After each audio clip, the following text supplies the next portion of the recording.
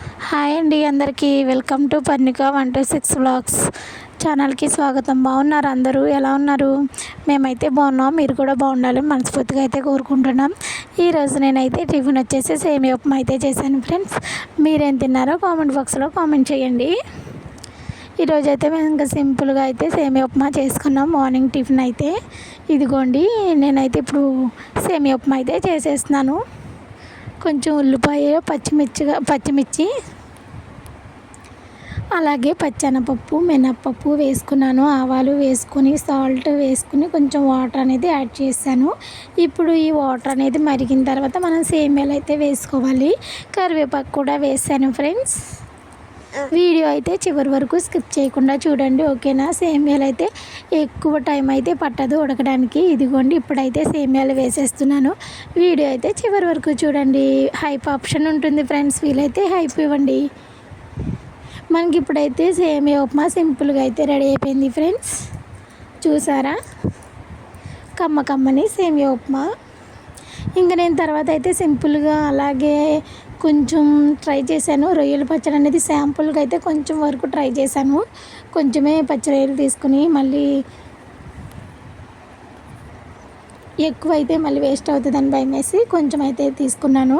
ఇప్పుడైతే నేను మసాలా కోసం ఏం ప్రిపేర్ చేస్తున్నానంటే ధనియాలు, జీలకర్ర, కొంచెం 2 మొగ్గలు వేసాను. అలాగే ఇలాచి, దాల్చిన చెక్క అవన్నీ జస్ట్ ఫ్రై చేసుకుని ఆవాలు మెంతులు వేసుకుని శుభ్రంగా నేనైతే ఫ్రై చేసి మిక్సీ పట్టేశాను. ఇప్పుడైతే రొయ్యలు చూసారా ఎన్ని ఉన్నాయో. అమ్మో, ఇన్ని రొయ్యలు ఎవరి ముక్కులో పడుతుంది అనుకుంటున్నారేంటి? జస్ట్ శాంపుల్కే కాబట్టి నేనైతే కొన్ని రొయ్యలు అయితే తీసుకున్నాను, ఓకేనా ఫ్రెండ్స్? ఇదిగోండి, ఇప్పుడు వాటర్ అనేది వచ్చేస్తుంది కదా దీంట్లోంచి అని ఇప్పుడు నేను స్టవ్ మీద పెట్టాను. ఇప్పుడైతే ఇంకా కొంచెం పసుపు వేసి స్టవ్ మీద పెట్టాను కదా, వాటర్ అంతా బయటకు వచ్చేసింది. ఇప్పుడైతే నూనెలో ఫ్రై చేద్దాం. ఒక బాండి పెట్టుకుని వేరుశనగ నూనె అయితే వేసాను, ఒక గ్లాసుడు. ఇదిగోండి, ఇప్పుడైతే ఇంకా నేను ఈ పచ్చిరొయ్యలు అయితే ఇప్పుడు వేసాను. బాగా క్రిస్పీగా అయ్యే వరకు ఉంచి కొంచెం అల్లం పేస్ట్ అనేది యాడ్ చేద్దాం. ఇప్పుడు కలర్ చేంజ్ అయ్యే వరకు ఉంచుదాం. వీడియో అయితే చివరి వరకు చూడండి ఫ్రెండ్స్, ఓకేనా?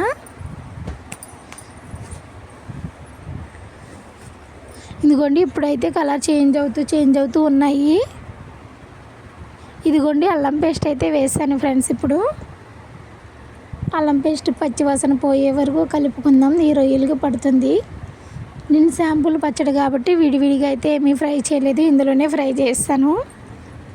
అంటే తిని చూసిన తర్వాత దాన్ని బట్టి మళ్ళీ చేద్దాం అన్నట్టుగా నేను చేశాను. కొంచెం రొయ్యలు అంటే ట్రై చేశాను. ఇదిగోండి, కలర్ చేంజ్ అయింది కదా, అల్లం పేస్ట్ కూడా పచ్చివాసన పోయింది, బాగా వచ్చింది, స్మెల్ అయితే బాగా వస్తుంది. ఇప్పుడైతే నేను 2 స్పూన్లు కారం అయితే తీసుకున్నాను. ఇదైతే పచ్చికారం. ఇప్పుడు మసాలా అయితే నేను ఆడాను కదా ఫ్రెండ్స్, అదైతే మొత్తం అయితే వేయను, నేను కొంచెం వేస్తాను. 1 స్పూన్ అయితే వేసాను, ఎందుకంటే రొయ్యలు తక్కువ కాబట్టి, ఓకేనా ఫ్రెండ్స్? ఇంకా సాల్ట్ కూడా వేసి మొత్తం అయితే ఇలా కలిపేస్తున్నాను. ఇంకా మొత్తం కలిపిన తర్వాత ఇప్పుడైతే నిమ్మకాయ పిండుకోవాలి ఫ్రెండ్స్.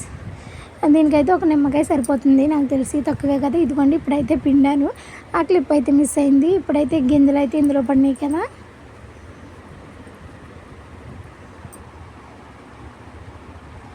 ఇంకా మొత్తం అయితే కలిపేసుకుని పక్కన పెట్టుకుంటే ఇది బాగా మగ్గిన తర్వాత సూపర్ టేస్ట్ అయితే వస్తుంది ఫ్రెండ్స్. వీడియో అయితే చివరి వరకు చూడండి, ఓకేనా?